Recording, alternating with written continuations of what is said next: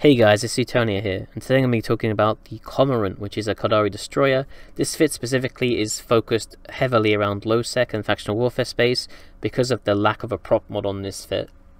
So in the highs I'm running 7 light Neutron Blaster 2s, medium shield extender, Tech 2 Scram, Fleeting Web, double Tech 2 magnetic field stabilizers. We're trying to get as much DPS as possible. You can run a damage control too in place of one of the mag stabs if you want, but I think it's really important on this ship to just get all in on DPS, and then 3 core defense field extenders to increase the HP as much as possible.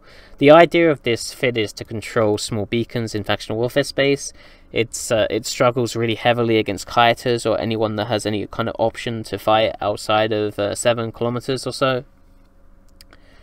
But within 3 to 4 kilometers is where it really shines, especially on FW beacons, because it has 500 DPS with heat, with void, cold. It's just over almost 440 DPS, which is insane. It's a lot of DPS, and unlike most other all-in kind of fits, it has a very respectable EHP. Has almost 4000 shield HP, which is quite nice, and then pretty respectable armor and structure too.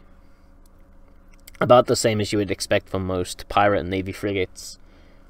The good thing as well is it's also quite cheap too, and there's certainly ways to improve the cost efficiency on this if you really want to. Fit's going to cost you almost 12 mil, which is about the same price as just the hull for most navy frigates. So it's pretty cost efficient. It can kill stuff that's much more valuable than it, so it's great if you just want something that's really cheap that can maybe contest small plexes, and you can normally make back the cost of the ship if you kill 2 people.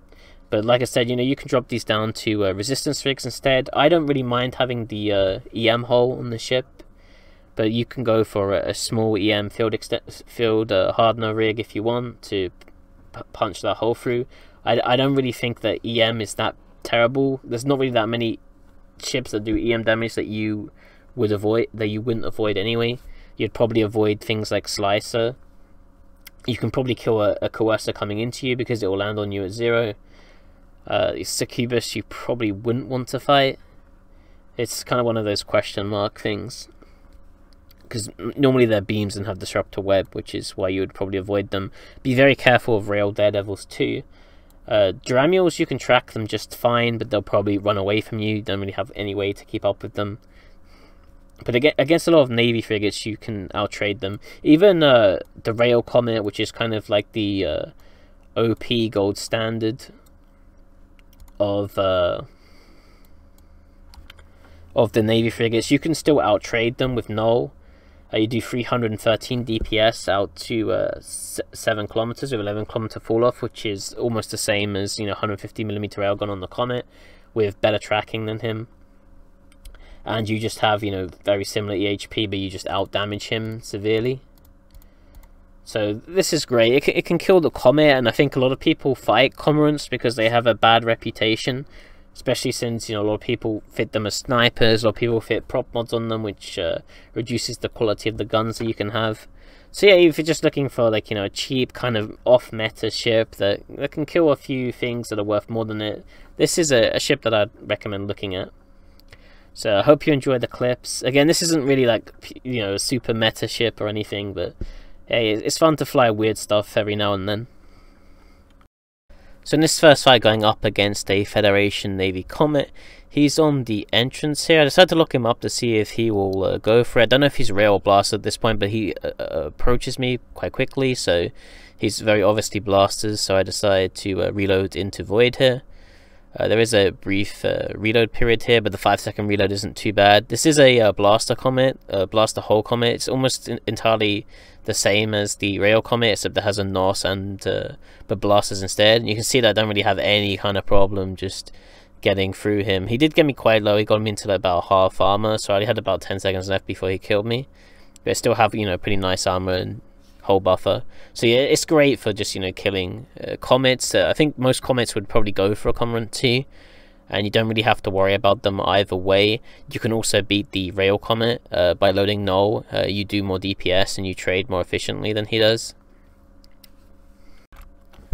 So in this next fight we have a Merlin who's come into me, but he also has a friend in the Bantam, waiting for him. It might be his ult, might be a corp mate or something. I know that the Bantam is coming based on directional scanner. It ends up being an ancillary Merlin, a medium auxiliary shield booster. But you can see we can punch through him so quickly that it's not a factor really. Able to kill him before the Bantam even is able to land on grid with him here. So it's great for that kind of stuff too. A lot of people will probably underestimate your damage because they assume you're some stabbed Russian farmer from Konoko flying a Cormorant, or you're a rail Cormorant or something. Tons of people underestimate the Cormorant, and that's probably the main strength that it has, I would say. Able to, you know, catch the Bantam too, because Bantams are pretty unagile, and just finish off his Bantam ult or Bantam friend. Yeah, so I'd say that's the main strength of the Cormorant. It's really unexpected, at least right now, to have like kind of a strong all-in fit. So this next fight is kind of like, you know, worst case, I guess, in terms of brawling frigates. This is a double 400 plate Punisher that also has a reactive armor hardener, so it's going to adjust to my damage. First of all, it's going to scram kite me. He's also in an all-in fit too, so he has scram web, he has no prop, the same as me. So this is, you know, like double 400 plate, max Trimark, you know, max all-in Punisher. So I really had to avoid since he's brawling me. Maybe I should have kited him, tried to kite him out a little, because he did have autocannons, so maybe I could have, you know, abused the Null a bit more or something. But I don't have a problem tracking this guy, because he's pretty slow, and you know, when we're both scrammed and mutually webbed, we go about the same speed, and the 50% tracking bonus helps out tons here, especially since he doesn't have a afterburner anyway, because he's more all-in. He also has a small ancillary 2 on top of the two 400mm plates and the reactive armor hardener. So this is like kind of like the worst case kind of brawl fight that you'll see, and you can see that still, you know, still the Cormorant is able to deal with it pretty well. He did get me into structure, but you know, that's kind of like the worst case kind of brawling Tech 1 frigate that you'll see. You know, 20k EHP plus more ancillary plus reactive, so adjust to your damage. And the Cormorant was able to deal with it pretty well, just because 500 DPS is still pretty respectable. So this next fight is versus a Daredevil. I was kind of hoping that it would be a Blaster Daredevil, so it would land on me at 0. This ship, again, it only costs 12 million ISK, so it is worth trying a few of these pirate frigates. You probably want to do a bit of research on them on Z-Killboard or not to find out what they're flying and such beforehand, though. It ends up being, you know, typical rail Daredevil with, you know, very expensive fit. This fit's worth 500 mil what this guy's flying. As you can see, he has, you know, Federation Navy web, he has a Pimptail Disruptor, and he does actually drop point on me here, and I was thinking maybe I should have run here or not, but you know, I did actually get him pretty low, but he starts kiting me out at range now and abusing the fact that he has, you know, very expensive web and Disruptor. And based on his killboard history, he probably had expensive implants too.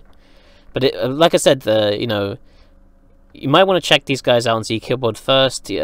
Engaging pirate frigates is always dangerous. You probably almost want to always avoid Worm and Succubus in this ship, but you know, it's worth trying a Daredevil occasionally, especially if it ends up being like a Blaster Daredevil. You should be able to kill it quite convincingly, and hey, you know, even if you end up losing like I did to this guy because he had an incredibly expensive fit, it's always worth trying, since, you know, 12 mil ISK, pretty nice.